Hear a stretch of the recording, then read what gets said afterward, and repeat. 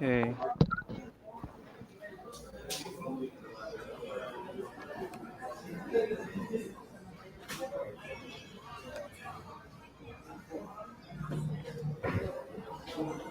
Okay. Um.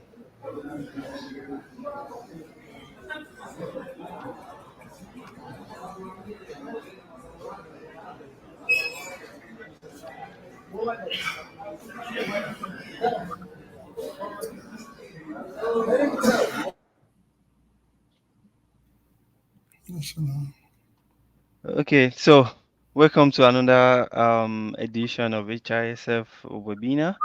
So today we'll be going deeper into how to secure fully funded scholarship in the US. So kindly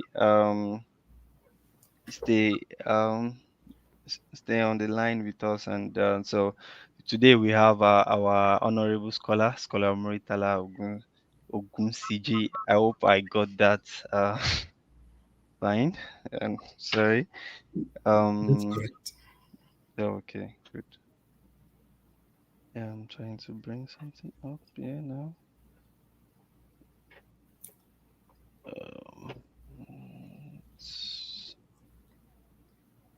Um, so our scholar is a fourth year PhD candidate of economics at the University of North Illinois University in the United States, and he had his bachelor's degree and also his master's degree in Nigeria from the University of Ilorin, better by far, as it's come as it's known, and he was also a lecturer at the economics department at Fountain University in Osogbo before he embarked on his PhD studies in the US. So today he will be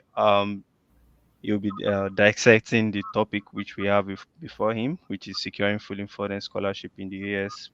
Please kindly so you can also try as much as possible to listen and also keep your question. At the end of the session there will be opportunity for Q&A, which everything you will always have your question answered. Please kindly stay in touch. Scholar Muritala, please, you have the floor. You can start now. Okay. Thank you so much, Scholar Hussein, for the and thank you HISF admin for this invitation. I feel really honored. I hope you can all hear me. Yes, it's clear. I feel really honored to be invited for this lecture. I know I'm the least qualified to do justice to this topic, but I will try as much as I can um, to guide us through the process of securing the fully funded scholarship in the United States. So here, this is the plan for my discussion. Um, so we'll discuss the myths about winning scholarships in general. Then, and why should you consider the US? There are many opportunities in different parts of the world. So why should you focus or why should you consider the US? Then we'll discuss the nature of US scholarships, the basic requirements, and um, my suggestions for choosing universities. Then lastly, we'll discuss some other information that pertain to this topic. So we'll start with the myths.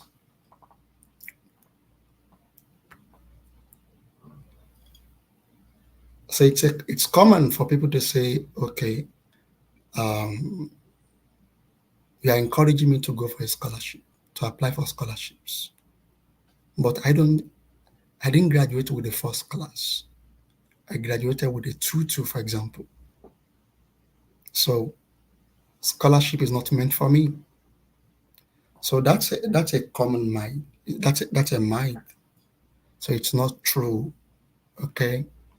Although having a very good grade, strong 2-1 or first class, um, gives you an edge in your scholarship pursuit. But the fact that you did not graduate with a first class does not screen you automatically out of getting scholarships. So you can get scholarship to the US or to some other places in the world, even with a tutu. Um, this is not just a theoretical statement; it's a practical statement. People with two week 2-1 or with second class lower from Nigerian universities have gotten scholarships to many parts to prestigious universities in different parts of the world, the US inclusive. So um, don't be too bothered about the past. Whatever you graduated with is your past. So you should focus on the future. Do not allow your past to define your future. I tell you, if you believe in this, you can achieve it. With a 2-2 or a week 2-1, can get a fully funded scholarship. Some other people have gotten that. You can also get it. Another common statement, which which is not proven, is that only graduates of top schools can win scholarships. So I did not attend. Maybe you did not attend the best ranked university in Nigeria. I don't know. I don't know which university is that. Or you attended the least ranked Nigerian university. It really does not matter. Okay, what matters is um, one, your transcript. Okay, your transcript matters. The courses that you took at the undergraduate level, your CGPA, these matter more than the school you attended. In fact,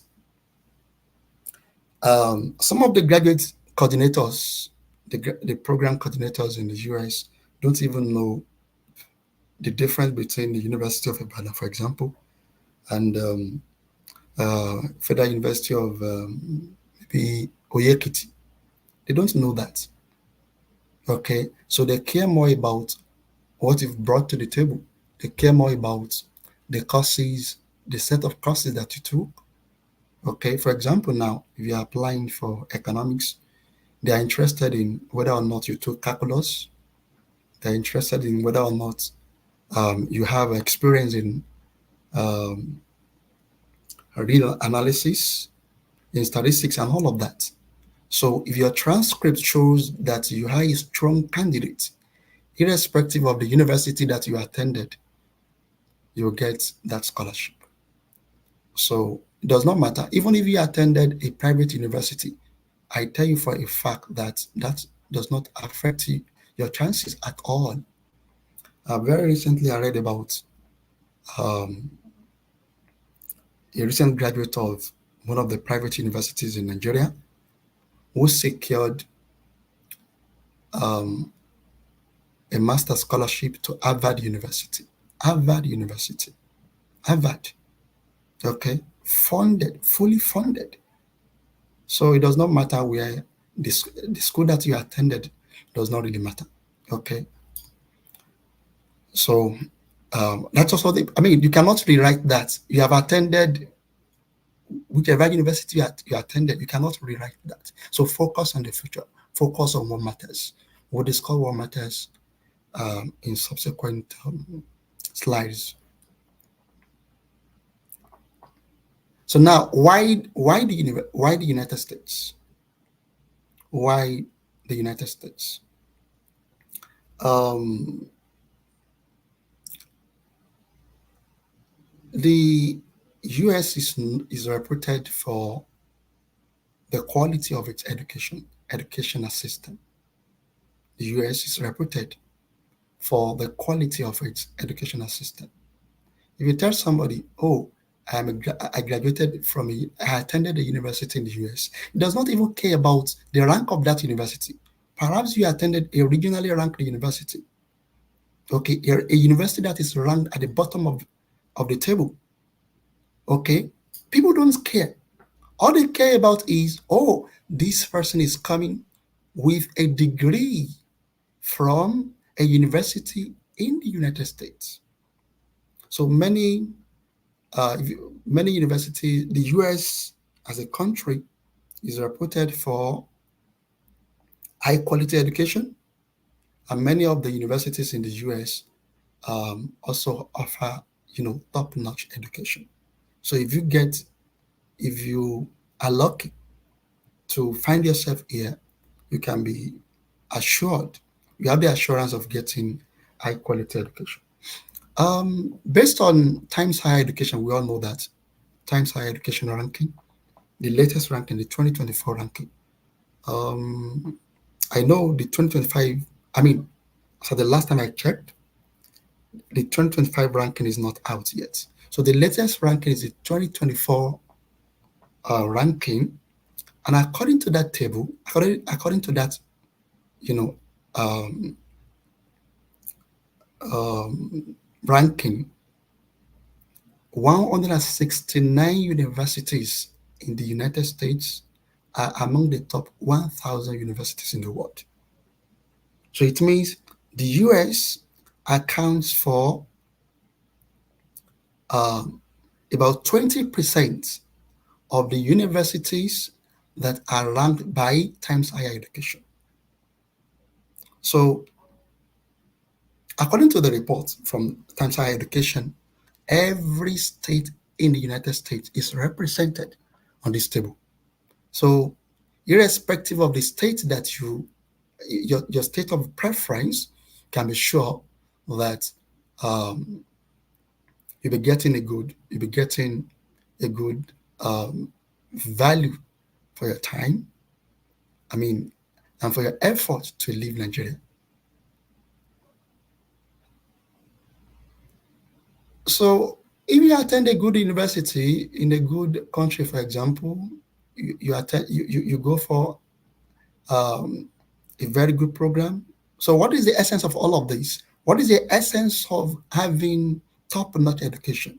The essence is the prospect. What does that bring to our table? I mean, how does that? What is the marginal benefit of that decision?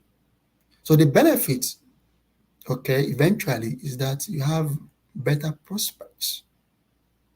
If you graduate from a reputed university in the United States, then other things being equal, you have wide you have opportunities.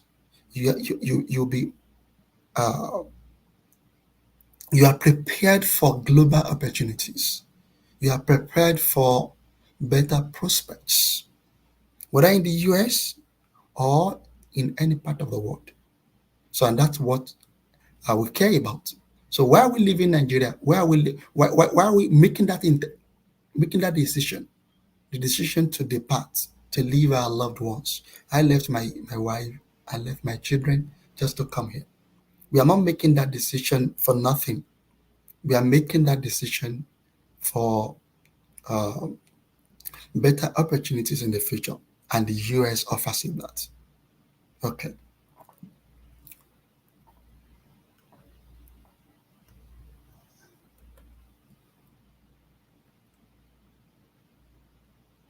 Um, so now we want to discuss the forms of scholarships that are available in the United States. I need to mention from the outset that the scholarships in the United States, the scholarship system in the United States is institution based. Okay. Um, Sometimes in 2025, I think, shortly after my master's program at the University of Ilorin, I I was, I didn't have, they will say information is power. So I didn't have any information about US scholarship. Okay. So then my focus was, I applied to 3 universities in the UK and I got admission to 3 top universities in the UK. So, but, I got those admissions, but they were not useful to me because I didn't get any funding. I came to realize later that, I later realized that it's actually easy to get admission to universities there if it's not funded. So by applying for some open scholarships, like the Chevening scholarship, like the Commonwealth scholarship, I never got any of that. So later in 20, I think later in 2016 or so, I spoke to a friend who just graduated from Southern Illinois University. So he gave me that orientation about the US school. He said one thing: about 80% of the institutions in the United States offer scholarship. And that's true. That's true. So the scholarship system in the US is institution based, meaning the universities give you scholarship. Okay, unlike the US as a government, the US government does not give scholarship. I'm not aware of any. Okay, to international students, the US government gives scholarship to locals, to citizens.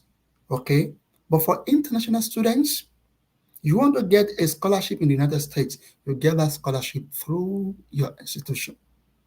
So it's practically very easy. You apply for these scholarships the way you apply for admissions in Nigeria. For example, if you are interested uh, in if you are interested in studying at the University of Ibadan, for example, UI, what do? You find out about the requirements for admission to UI. Then you submit your application. That's practically how it works in the US. You decide the school that you are interested in. You find out about the requirements for your choosing course. Sorry.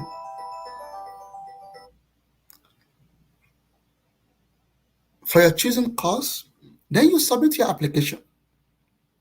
Okay, you submit your application.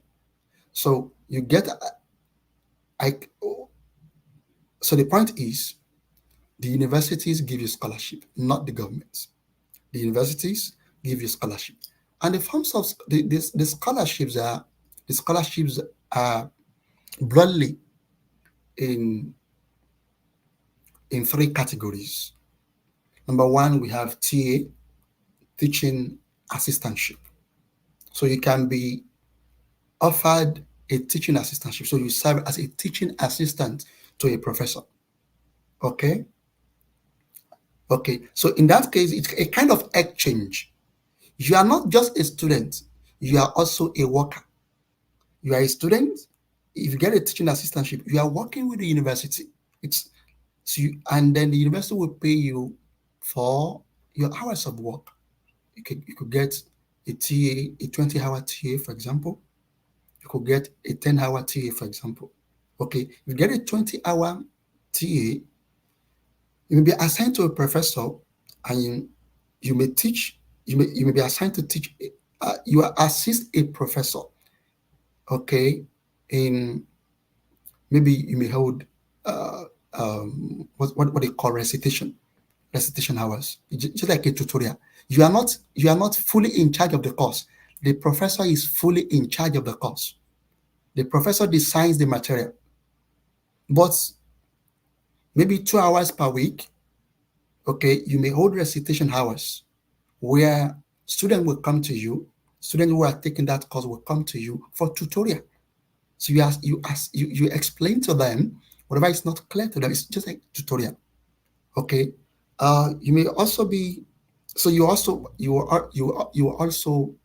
um, proctor exams, meaning you supervise exams, and then you may be asked to grade assignments. That's all you do.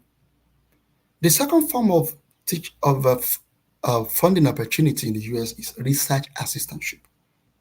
Research assistantship. So here you may be assigned to a professor, okay, or to a lab. Okay, you work with a professor in a lab, okay, on a research project. That's all you do for 20 hours, for 10 hours, as the case may be. And the last one is fellowship. So fellowship differs from the first two in that fellowship is not in acting for anything. So you are not working. So you are not you are not working. You are not teaching. You are not attached to any professor for research.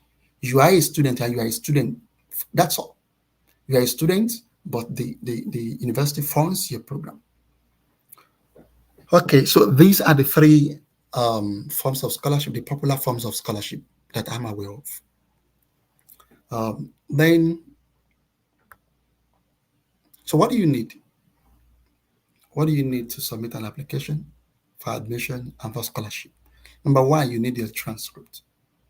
So if your transcript, if you don't have a copy of your transcript, please, and you are interested in getting admission, please work on getting your transcripts. You need to work on getting your transcripts as soon as possible. So you don't. It's not a necessity that you must have your official transcript ready. Your a student copy of your transcript is fine.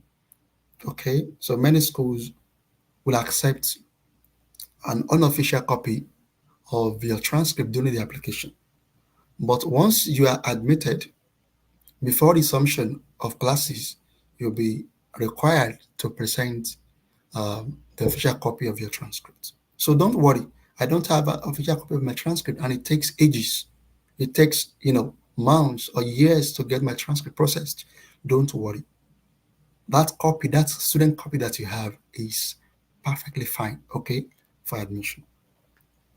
For transcripts, I mentioned earlier that it's not a must that you have a first class before you can get a fully funded scholarship. I graduated with a 2-1, okay, and I got a scholarship, fully funded, okay. So you don't have to graduate with a first class. But from my research, my little experience, and my little experience, most schools in the US require at least 3.0 on a scale of 4. 3.0 on a scale of 4. I used to make a mistake. Don't make that mistake. Okay.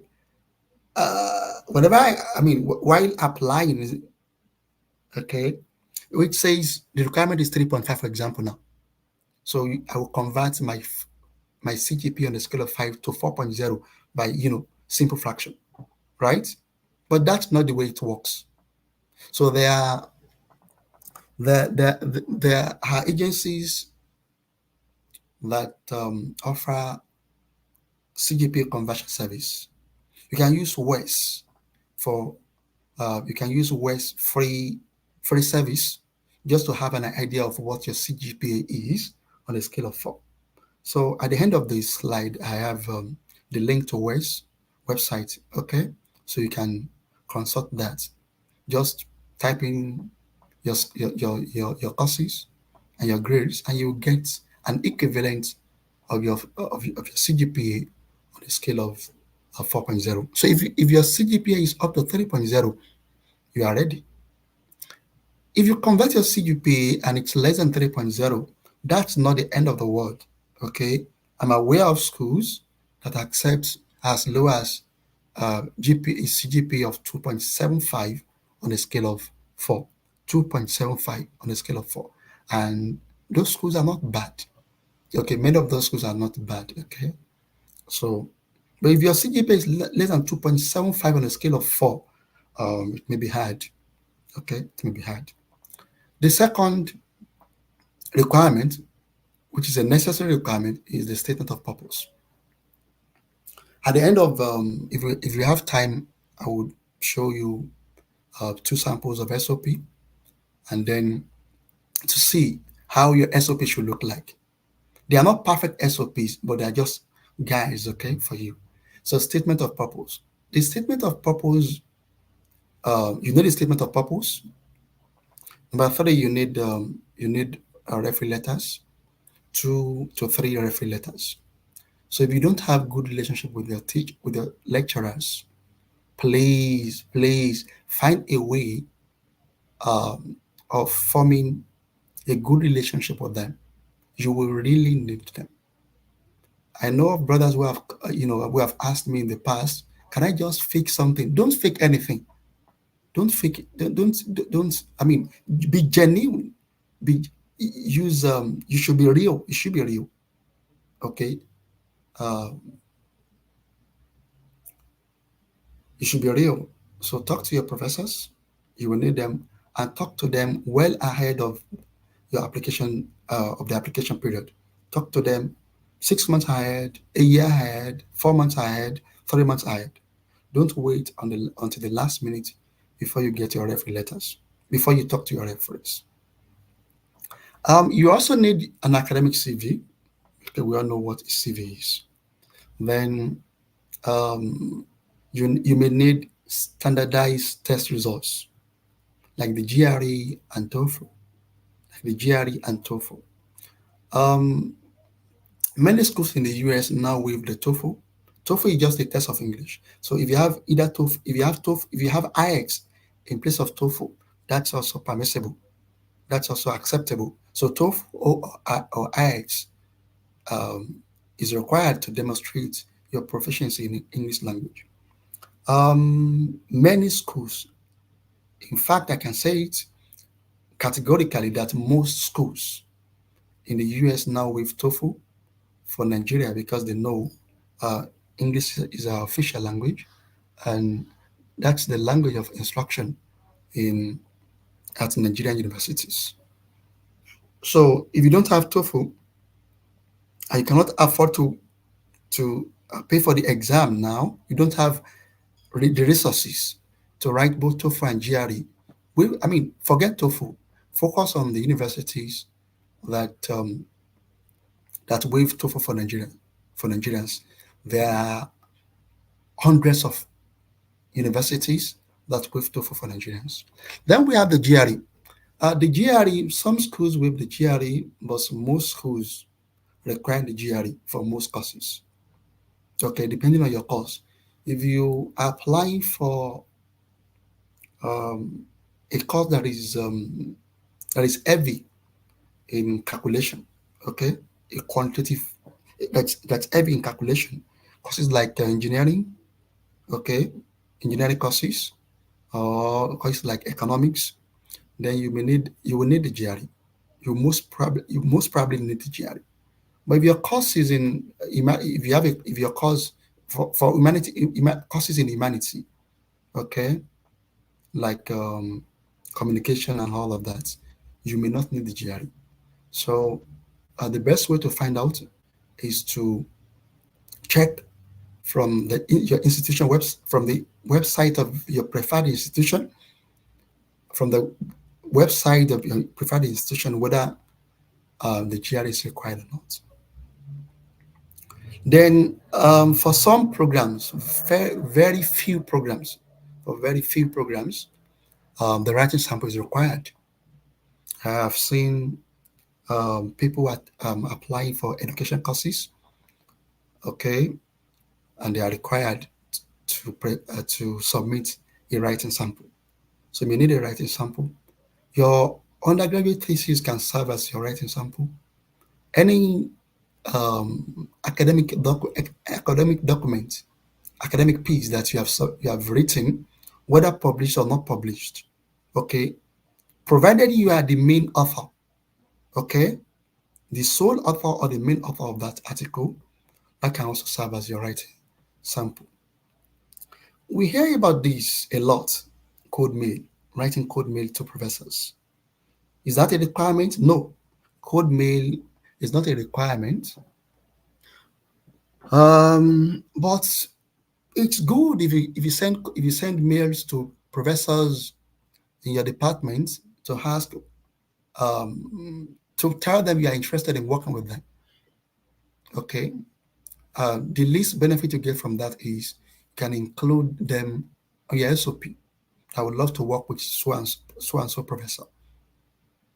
And if you are lucky, if the professor is interested in what you've done in the past, the professor can in fact facilitate your admission and your scholarship to the university. For example, the department may not have funding, but the professor may have funding, and it may be interested in your proposal, may be interested in your work, in what you've done, what you propose to do, and then it will fund you through a research assistantship. But if the question is it a requirement? No. No university say, I mean, it's not a requirement. It's not a requirement. Um, what makes a good SOP? When you apply for these scholarships, the admission committee members don't know you. They are only relating with their documents, and they want to make the best judgment based on what you've submitted. So the SOP is a good means of selling yourself. So SOP is all about you want to sell yourself to the admission committee that I'm a good fit for this program. I'm the most qualified for this program. You need to fund me because you have a lot to gain from me. That's it. I mean, you get a scholarship and they're paying you. For example, you are getting $30,000 or $20,000 or $40,000, $3,000. It's not cheap. Okay, they are looking for the best candidates. They are looking for uh, the best candidates. Okay, because they are making an investment on you, and they want that investment to count. They don't want students. They don't want applicants who will be admitted and then they will not be able to graduate. So they have to see in your SOP that you are a good candidate for the program.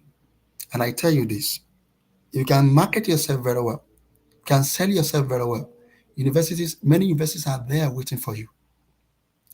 Okay, um, one of our brothers got one of my mentees got 21 scholarships in 2020 this year. 2020, 21 scholarships, 21 to top universities.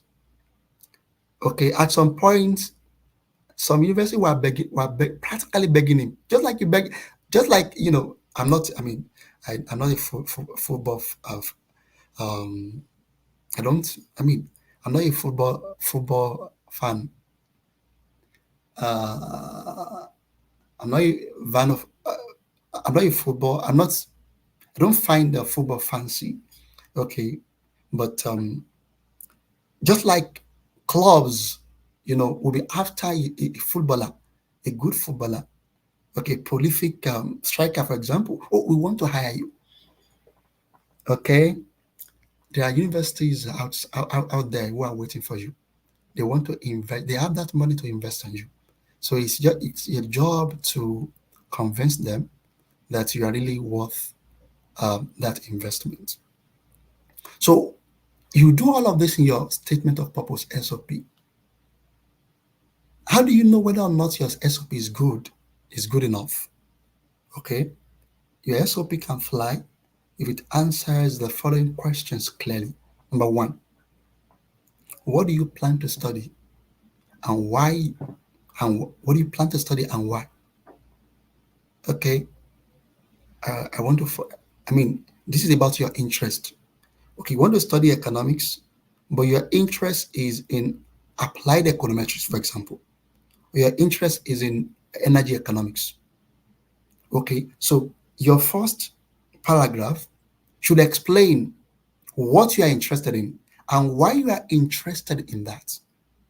Number two, your SOP should clearly explain and demonstrate why you think that university is the best for you. You want the best university. The university really want to know that you are interested in them. One of our admin in HISF, may Allah reward him, um, brother Abdullah, when I was applying, okay, I sent my SOP, my first SOP. The SOP that I sent, the SOP that I used for my applications to those three universities in UK, okay, the University of Durham, University of Sheffield, and one other university. I sent that SOP to him. I was not, I was inexperienced. So I sent the SOP to him. He reviewed my SOP and he told me, but this SOP is just, it's generic. And that was the SOP that I used to get to secure 3 admissions. I applied to 3 schools. I got admission to all of the 3. But that SOP cannot win you scholarship. Okay, cannot fetch you a scholarship. So he told me, "Oh, you have to demonstrate why you are interested in the university." But how do I get that information? I'm only interested in living. I want to go out. I want to study overseas. So, but how did I get that information? Every university has their unique, their selling points. So when you check the website thoroughly, you will see that information. You may see the information. It may be about the university. It may be about the program. Okay, why is this program unique in this university?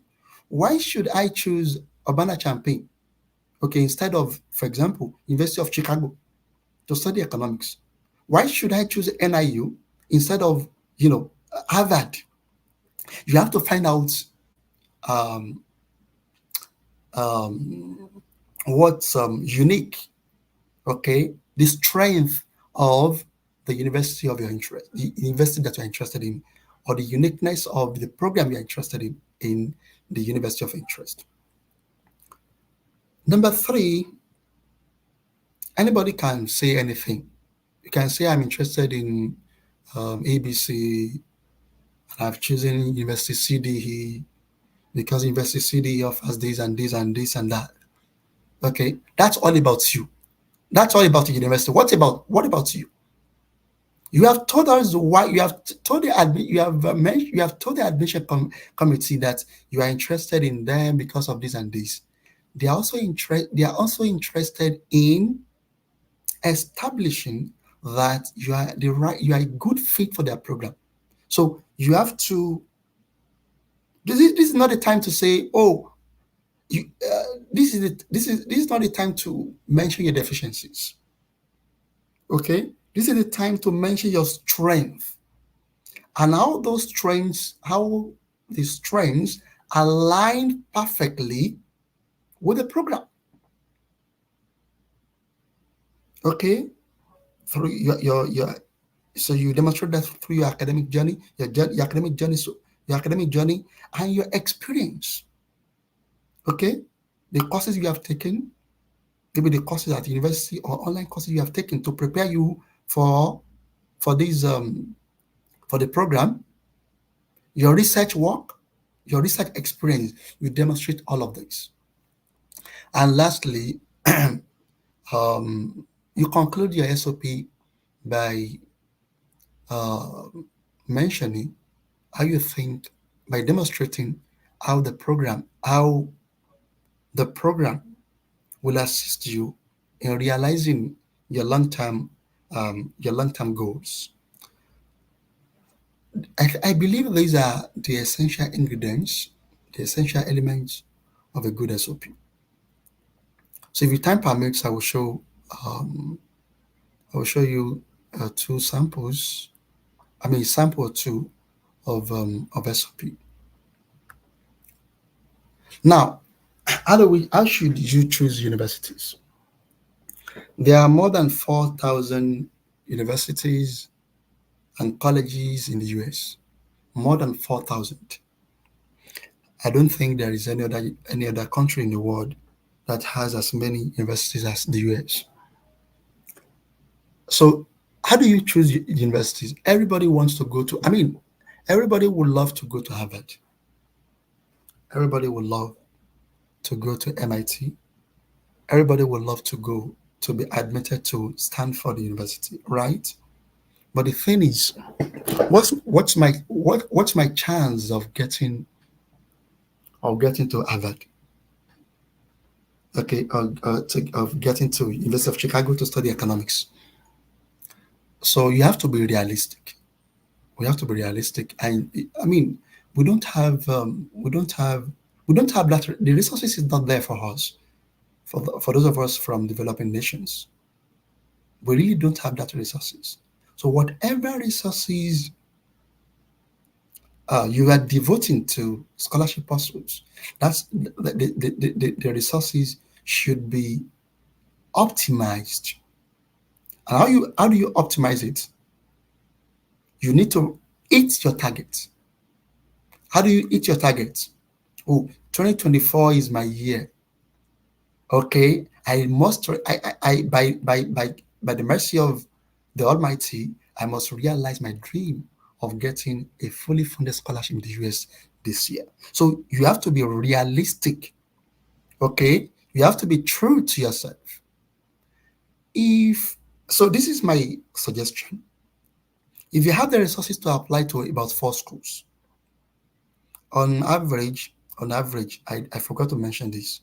Many schools require payment of the application fee. Most schools, virtually all the schools, but occasionally, some schools give they waive the application fee, but there is a window for that. If you miss that window, then that's all for that year.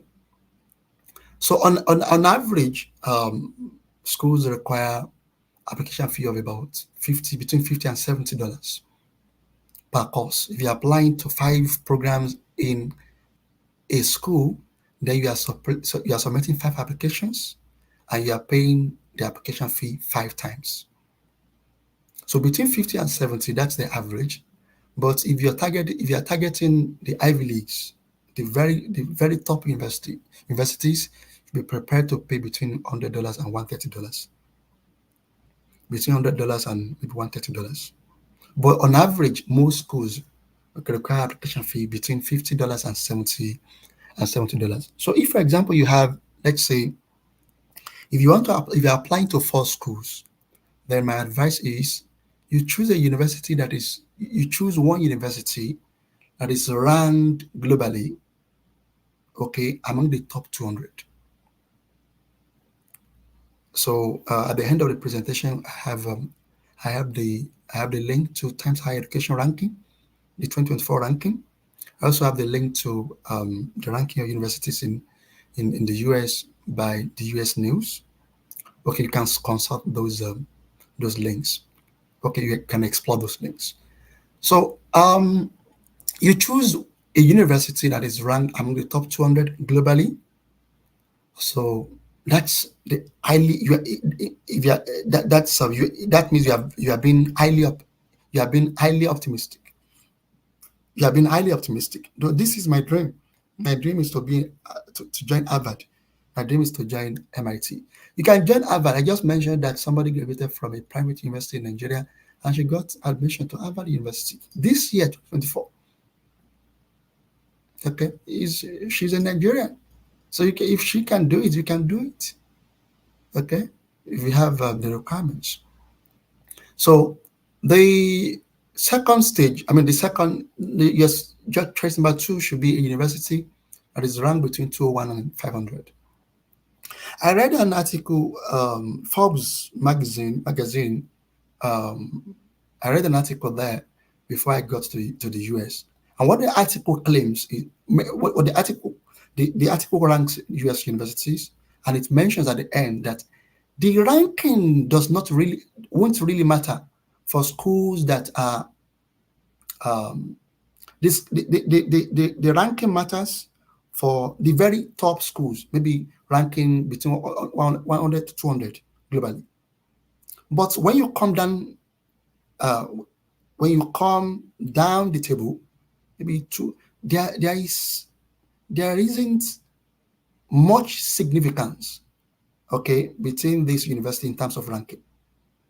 I will tell you this.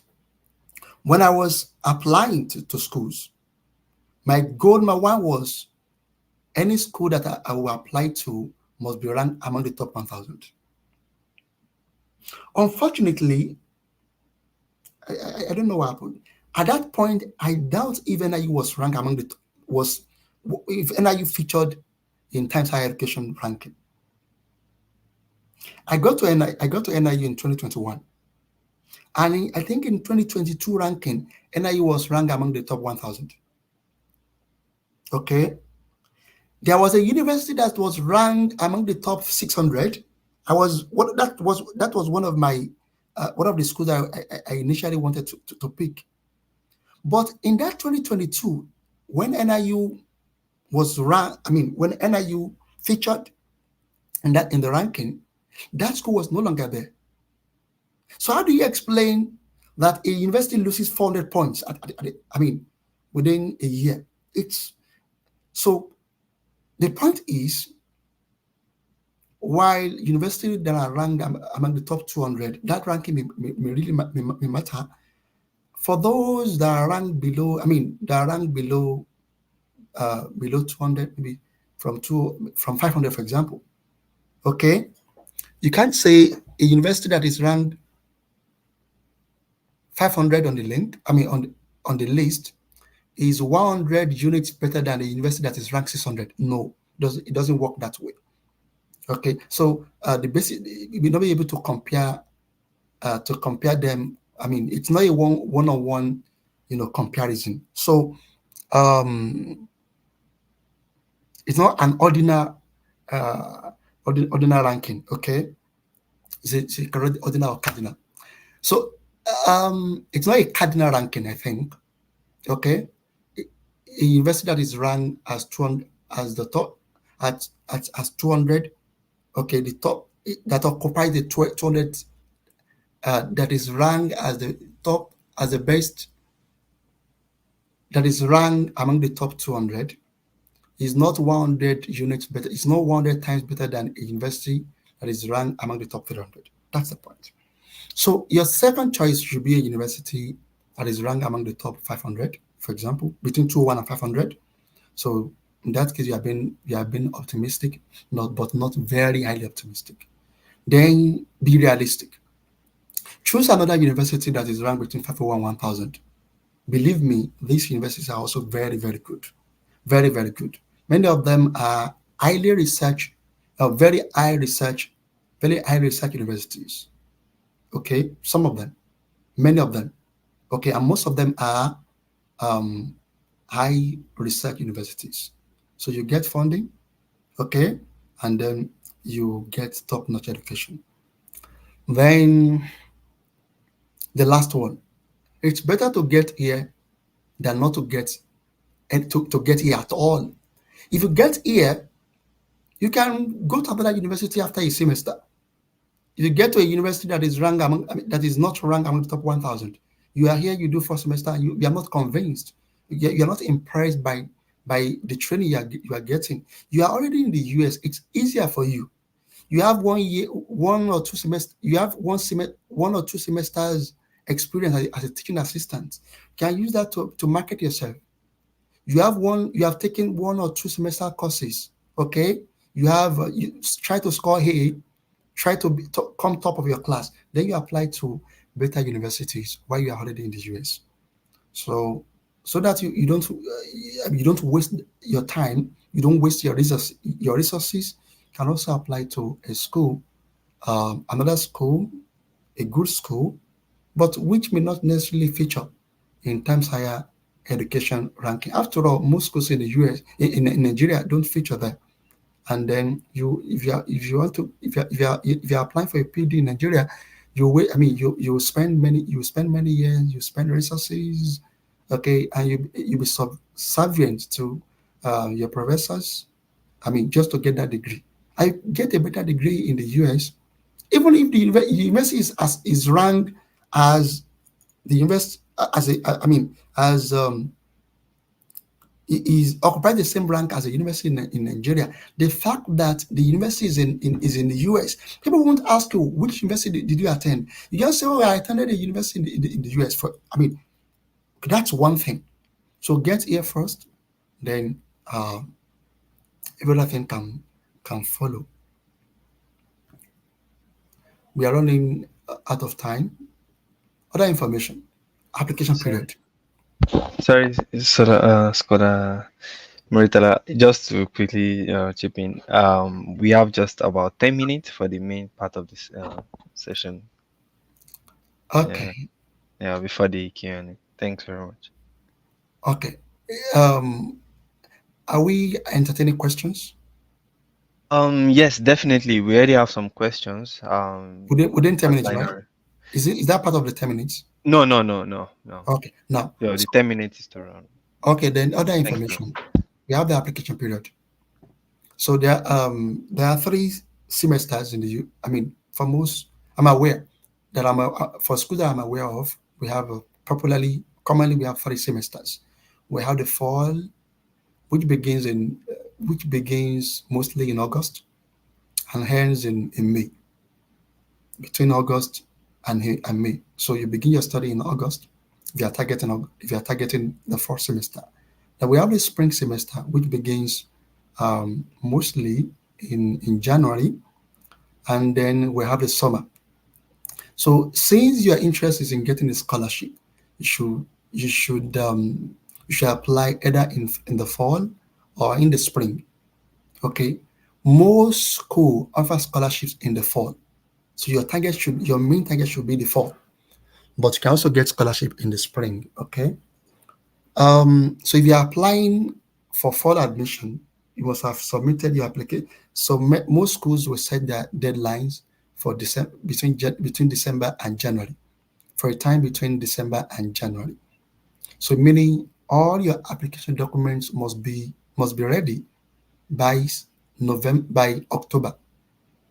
By October, it's best if you can have your application documents ready by August, because by the end of August, okay, so many schools will roll out their application fee waiver. You can get fully funded scholarship without paying a dime. That's a fact. I remember was it on ISF, HISF? Okay, because I've been a part of this wonderful forum for many years. Was it on HISF or on maybe on LinkedIn? Somebody posted something around 2021 or 2022, and it was like his argument was that it's not free. So if you want to get fully funded scholarship, it's not possible without. I mean, if you don't- if you yeah, if you are applying with application fee waiver. I mean, that didn't go. I didn't find that argument convince his argument convincing. Okay, and I've come to realize that that's false. That's not true. That's not true. You can get fully funded, or I mean, offers. Can get fully funded admission without paying a dime. If you want to do that, it means you need to target it. You need to have your application documents ready early enough, so that once the schools are rolling out their application fee waiver, you apply. Okay, you apply. But when you are so that's the application time. So for fall admission, you apply from August. Application has begun now. So you apply from August between August and January. Okay. Some deadlines will extend to February to March, but for priority deadline, meaning for priority consideration, you should submit the application before January. Then another information about HND holders. All that I've mentioned applies to B.Sc holders and to HND holders. The only exception is that for HND holders, you may need to do a credential evaluation. You need to evaluate your credential, maybe through West or other agency. For B.Sc holders, please ignore that because it's expensive. Use that money to apply to schools. You don't need credential evaluation. I never did that. I have many mentees who have gotten admission to many schools in the US without doing that. You don't need the credential evaluation. But for HND holders, that may be required. So if you are an HND holder, then try to do credential evaluation so that you can demonstrate to the university that your qualification is equivalent to US B.Sc. The last thing is about B.Sc applying for Ph.D. directly. It's not a requirement as far as most schools most as far as most schools are concerned. you don't need a master's to get a PhD. You don't need a master's. In fact, was it Harvard? I asked one of my mentees to apply to Harvard University. And for PhD in economics, they don't even require masters. Okay, you apply directly with can apply directly with your masters. So if you have a very strong, you have a very good CGPA, you have a first class, you have a very strong 2.1, maybe 4 point something, you can apply directly to PhD. Why should you do that? Why should you do that? The PhD program in the US is structured in such a way that you have your masters along the way, along the line. Okay, so the master's program is embedded in the PhD. For example, I came with a master's from Nigeria, from University of Ilorin, but I already have another master's from NIU. After completing the first, after completing it, after completing my second year, if you want to have a master's, you just be required to write a thesis. Once you write a master's, you get your master's. So I got my master's. So if you don't have a master's, if you have your bachelor's, your first 2 years will serve as MSc, will prepare you for the MSc. Okay, so you have MSc, you have your PhD. You should do that because PhD are funded more than receive more funding than the masters. If a department has masters and PhD for a course, your chance is weak if you are applying to masters. Is weaker if you are applying to a master's compared to applying to a PhD. For my department, for example, has masters and PhD, but rarely do master applicants get funding for MSc in economics. A brother joined me from Nigeria this year. That brother applied last year, but he applied for masters. He didn't get it. He applied this year for a PhD. He was still doing his masters in Italy through Erasmus. He had not completed his masters. I encouraged him to apply. He applied directly to the PhD and he got it. Okay, so you can apply for PhD with a bachelor's. That's all I have for now. I was planning to have to show us sample to show a sample of SOP and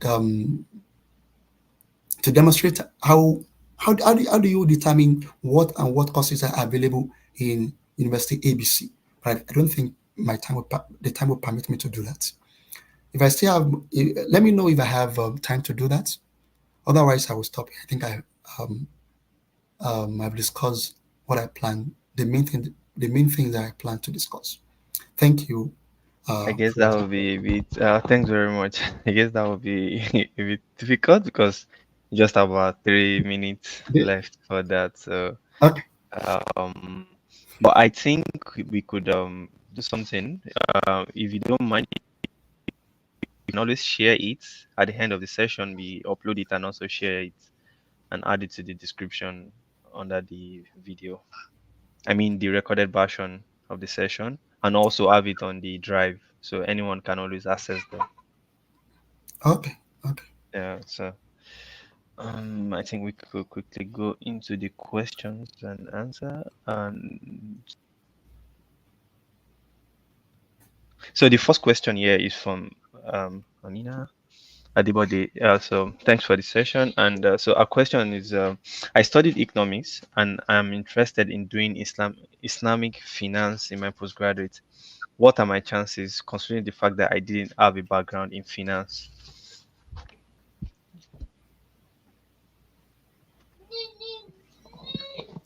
Okay. If okay, that's a good question. If your interest is in Islamic finance, well, you can apply for a finance program with your degree in economics. Okay.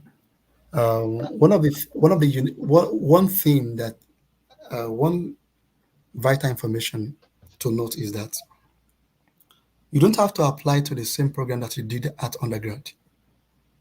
Okay, if you're applying to schools in the US. Okay, they want people from diverse backgrounds. The I know of somebody who got admission to Harvard. Okay, I read about somebody who got admission to Harvard University for an educational course, for education, for a course in the Faculty of Education. And guess what this person did at undergrad? She did banking and finance. From banking and finance, from banking and finance to education. So that works here. I know of somebody in our department, in economics department at NIU, who did an engineering course at undergrad. So it doesn't matter what you did at undergrad. May not really define what you can do at graduate level here in the US. Just have to find out about the core requirements and know if you are qualified to apply. You can if you are not sure, you can write to the graduate coordinator, the program coordinator, to ask if you are qualified to apply with your degree. Specifically, if your interest is in Islamic finance, I don't think there is any. I'm not. I don't know of any university in the US that offers graduate program in Islamic finance. I don't know of any. But there is this university. What you can do is you can apply for economics. Okay, Sister Amina, you can apply for economics and then focus. Choose financial economics as your specialization. There is this university. I've forgotten the name, but there is a professor there. That professor is the leading professor of Islamic finance globally. Professor, um, I sent a mail to him not long ago. Professor, Subhanallah, I've forgotten his name. So that professor is the leading professor of Islamic finance globally in terms of publication. He has published more than 30,000. He has over 30,000 articles. Professor Kabir Hassan is a professor, is a renowned professor of Islamic finance. He's a professor of economics. Just Google his name. He's a professor of economics. He did his economics. He had his Ph.D. in economics from a university in the US. Okay, but his research has focused on Islamic finance. So he becomes an authority in Islamic finance, a global authority. So you can apply to his university, for example. So you specialize in in financial economics. He also specializes in financial economics, and you write your thesis on something that has to do with Islamic finance. But for a specific university in the US that offers Islamic finance as a graduate program, I'm not aware of any. I hope I've answered her question.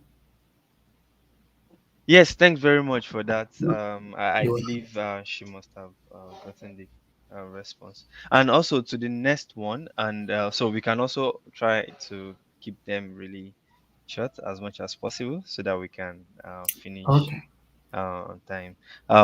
Okay, so the next question here is for a master scholarship, is there always a need for a CV? For the rule is whether masters or PhD, you need a CV. That's the rule.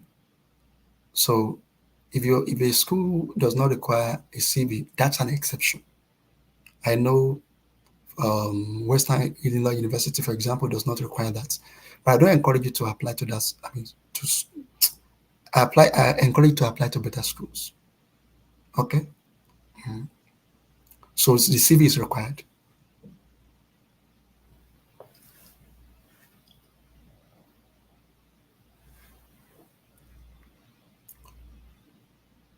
Scholar Hussein, are you there? Oh, sorry, I was muted. Oh, sorry, I was muted. So this other person, Olalekon, is asking about writing samples. You would like to know what about unpublished undergraduate work, like undergraduate thesis. Yes, Uh, I mentioned that during the course of my presentation. Your undergraduate thesis can serve that purpose. But I must say this: we know what we did we know the practice in Nigeria.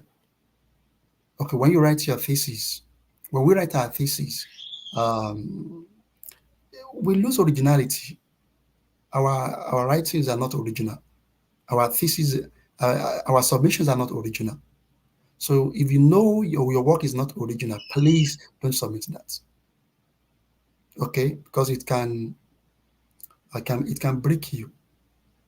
It can break you. It can mar you. You don't want to get here and then you'll be told tomorrow that this writing sample that you submitted is plagiarized. So you have to leave the program. So if you want to submit that, you can edit it. Okay, you can edit the relevant part of it. Make sure it's free of plagiarism, and then you can submit it. But if you're submitting the original copy, that will be if you are submitting the one that is submitted to your school for your undergraduate degree, you must ensure it's original. Okay, thanks very much. I believe the person has understood that. So to the next question, from Jimo, he said, "Thank you very much for the eye-opener lecture. The BSc to PhD directly, is it applicable to HND as well after credentials have been Yes. So the evaluated?" BSc and there is no difference between BSc applicants and HND applicants. After after the university has ascertained that your HND is equivalent to their BSc. So it's just the same process. HND to PhD directly. Yes. So this person is trying to know, asking if you could expatiate more on GTAs and GRAs. I mean the teaching assistantship and the research assistantship. Okay. I mentioned that as a TA, as a teaching assistant, you you are teaching. You have to teach. Okay. You have to teach. You may be assigned some courses. You are to assist the professor in teaching his course, in teaching his or her course. You are not. You may teach, but even when you are teaching, your teaching will become will be a kind of tutorial. You are not fully in charge of the course. The professor is in charge, but you have office hours or you have recitation hours where or when you explain to interested students whatever is not clear to them. But research assistantship, you are linked, you are attached to a professor, okay, for your research work. So the professor is you may be attached to a lab, for example, or you may be attached to a research team, and then you work on specific research projects. I hope that's clear. Yeah, yes, I believe so too. So this person is asking about conversion of CGPAs, and I believe you can always use WES. There's an online version of that which you can explore, and so we don't waste much time on that. So the next question, this person is asking, I studied biochemistry and came out with a first class. What are my chances of getting a GTA position for PhD? Oh, I mean, you have first class is good, but first class is not all that matters. Okay, first class is good, but not your CGP is not all that matters. All that I mean, the other requirements must collaborate, uh, the other requirements also matter. If you write a bad SOP, for example, and you have a first class, you may not get a PhD, you may not get a TA.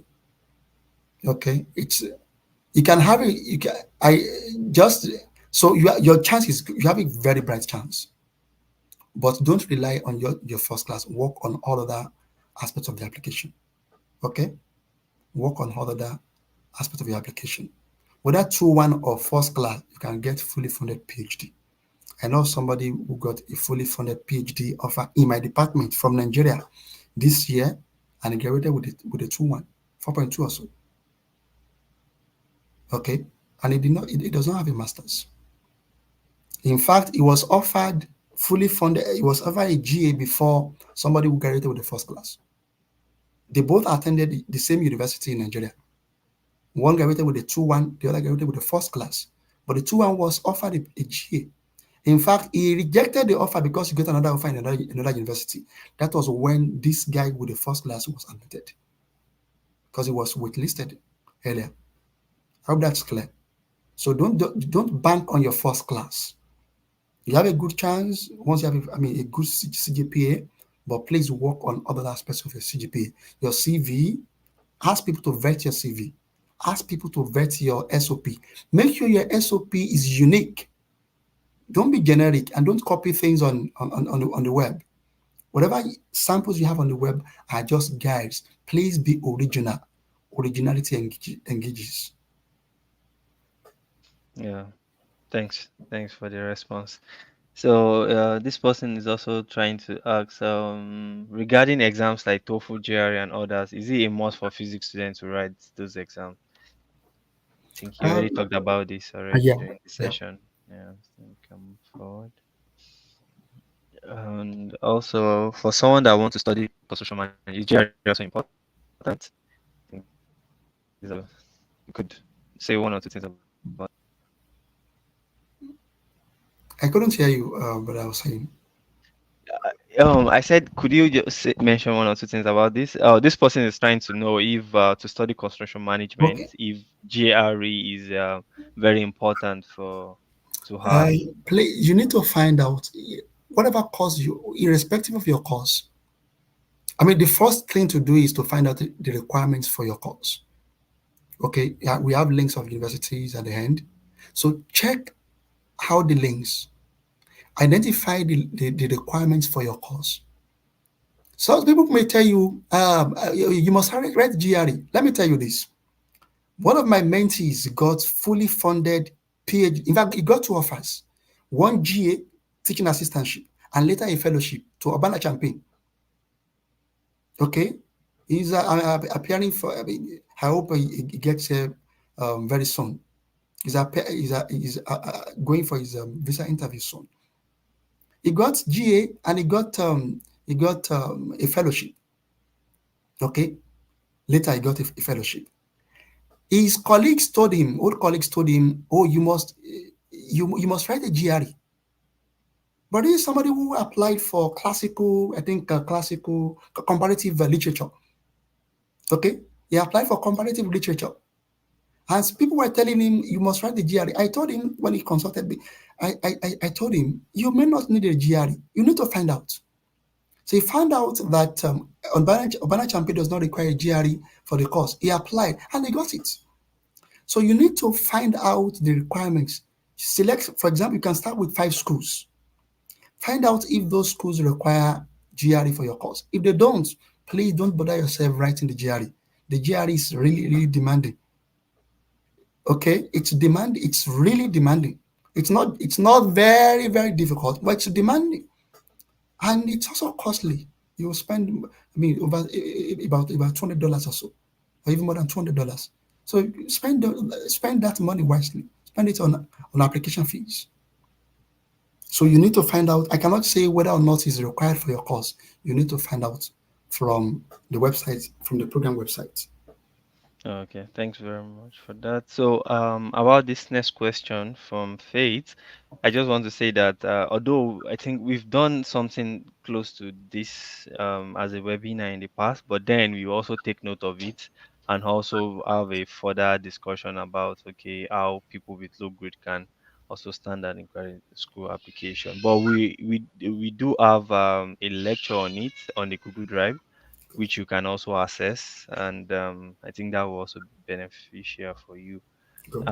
So I'm just trying to run through all the remaining questions. We just have like 7 minutes left. So um, to the next one, yeah, what's the place of publication in direct application to PhD programs? Is it possible to secure one without having a publication? My answer is a categorical yes. Is it possible? It is very, very possible. And don't, we make this mistake. Uh, don't you have publications? We have publications. Okay. We have publications. Your thesis is, sorry, research experience. Okay, maybe not. Just include your thesis, okay? Your thesis, if you wrote any seminar paper in your undergrad, include all of this. Those will count as part of your research experience, and that's all. Okay, this guy that got PhD admission in my department, economics department at NIU this year, the guy does not have any publication. He does not have a single publication. Does that make sense? So it's very possible.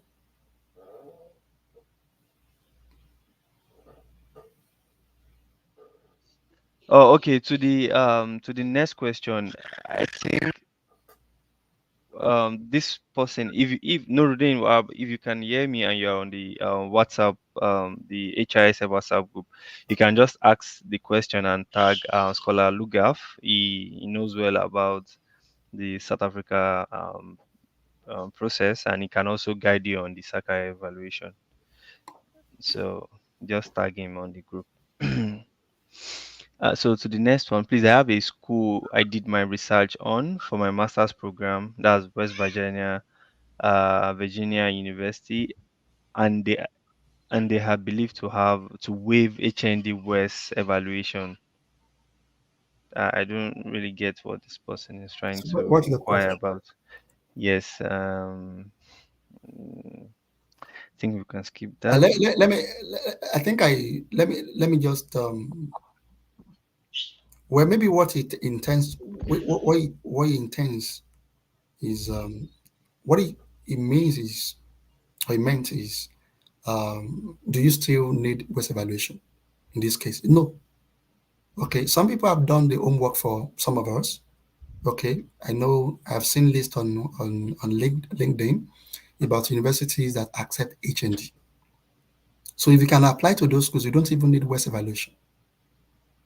But in general, you may need West evaluation if you hold HND.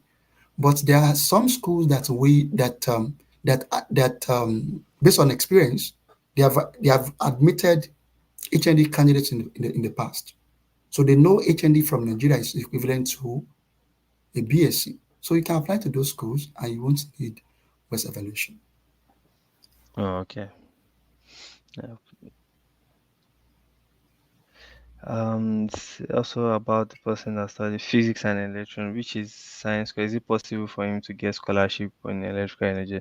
Okay, this person is trying to ask if he did physics and electronics and is thinking of applying for electrical engineering for postgraduate scholarship. That's Would that very also be possible? possible. Very That's possible. Yeah, very 100%. 100%. They are very Yeah. close. So this person is asking, I had that admission into PhD at University of Colorado is automatic appointment as GTA or GRE. Please kindly expatiate. Okay. I will say two. I think maybe I should say two things about that. Number one is, we need to be clear about what the university means when they write statements like this on their website. At times, what they mean is that you don't have to submit a separate application for assistantship. Meaning, when you apply for PhD or master, for example, then the applicants in the pool will be considered for GTA. It doesn't mean that you'll get it GTA, but they are saying they will review your applications and then they will decide whether or not you are qualified for GTA. Does that make sense? In some other schools, you will submit a separate application for assistantship aside from your application for admission. Does that make sense? Yes. Okay. Yeah. So if it says all PD applicants are automatically they are automatically the other thing is the other thing, as I mentioned, I was going to say two things. The other thing is some schools won't even give you PhD admission at all without GTA. So the moment you get admission, you are sure you will get a GTA. That's the policy for some schools. They don't admit people without funding, especially for PhD. So once you get their admission, you will get their you'll get the funding. Yeah. Some even have direct fellowship that comes with it, depending on your profile and all. So you can also have the opportunity to benefit from that. Mm. So to the next one, I am asking if I can apply directly to a PhD program with funding with a CGPA less than 4 points. I think you already answered this in the past. Yes, it's possible.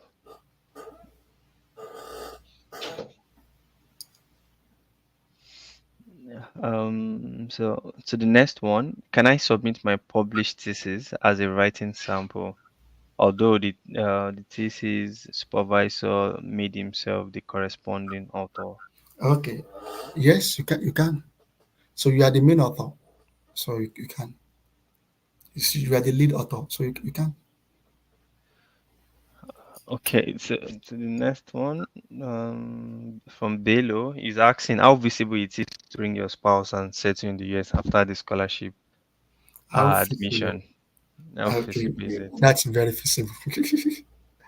So many people. I mean, so it used to be very very easy. In fact, one of the easiest ways to get to the US is to bring your family to the US is through scholarship. Okay, but it's becoming harder and harder these days. But if you have a Oh, good, if you are fully funded, especially if you have a if you have if it's for PhD, other things being equal, you can bring your family. So don't ask why I've not. Don't worry. Okay. So it's okay. very feasible. Okay, it's fine. So Ziad is asking if you have a mentorship platform. Like he's asking if you could mentor him on on guidance on how to pursue No, postgraduate no program. problem. I mean, we have many scholars on HISF. Okay, I benefited from the group.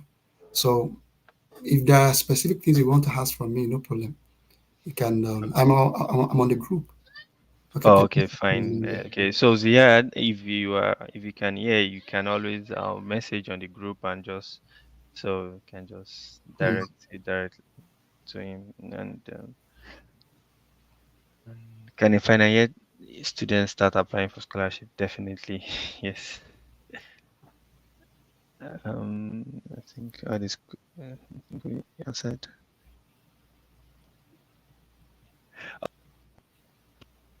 He's asking if you could mention some of the schools that do not require application fee.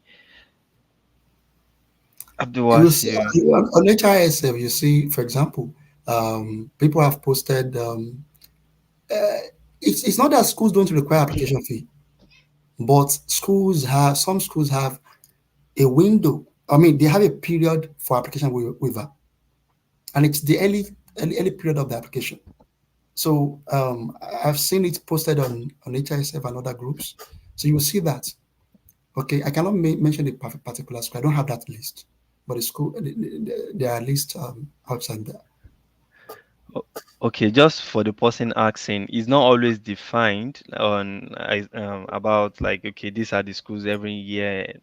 You understand? So you can always watch out for some of all these schools. They always have some webinars they do, and during the course of those webinars, they tell you about if you want to apply for free for their application fee waiver, and some also publish it, and some it's readily on their website, on the university website, and some you get to maybe through PhD students in the schools or maybe through the admission office. They're always around. Like you can always ask and but first of all, always you can always write them an email to ask if it's possible. In fact, you can also send an email to know if there's a GRE waiver or all of those if you are not so clear on the website.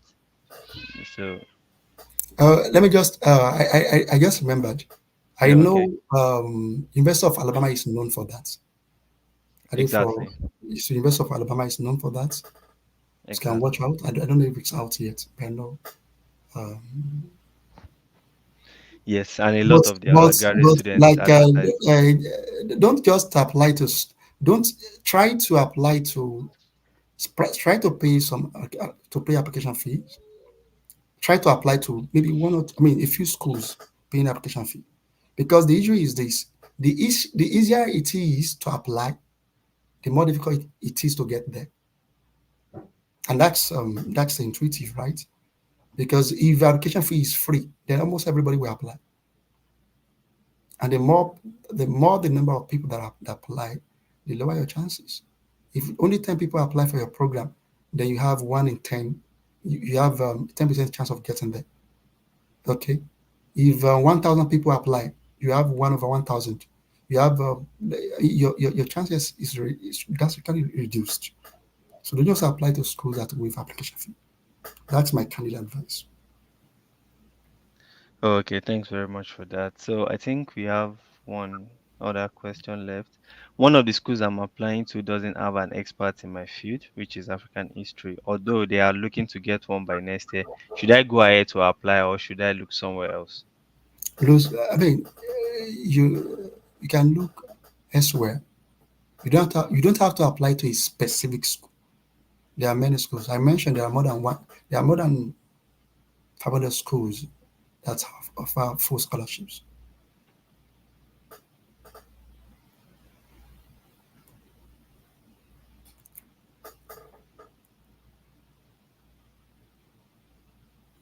I cannot hear you, but I was saying, Sorry, I hello. was on mute again. Sorry Okay. because of my background noise. So, about those that are asking about the direct link to join the group, there's not always like a direct link for you to join because of the process involved. So, you can always write a message probably through the LinkedIn page or um, LinkedIn page. I think that's or Twitter page, and just um, make your request about joining the group, so that can it will be very easy to, then the admin can always get the information needed, then they can always add you to the group. So there's not always like a direct link to join the group. So I hope that helps, and you can always put your question, other question or any other inquiry under the description, the question and the question tag of the video, so you can always get response from other admins. So with this, we've actually come to the end of today's session, and we want to appreciate our speaker again, Scholar Muritala Ogunsiji. Thanks so much for creating that time for us. And so for those that are asking for your contact, and so I hope it's fine. For those that are asking through the group, you can always they can always reach out to you and make and forward some of their questions to you, so you could help them in addressing them, and we Thank, hope it's okay by you. thank you so much for the invitation. They Yeah. should feel free. I mean, everybody should feel free. Mm. Thanks very much for that. And so for the group, it's ISF, just Sports International Scholarship Forum. So you can, for Oga Desada is also acting on the group, you can always reach out to. So with this, we've come to the end of the session, and so other discussion can always come in as a comment. You can always write, and they'll all be attended to, inshallah. All right. Thanks very much for that. Thank See you. you till next time. Yeah.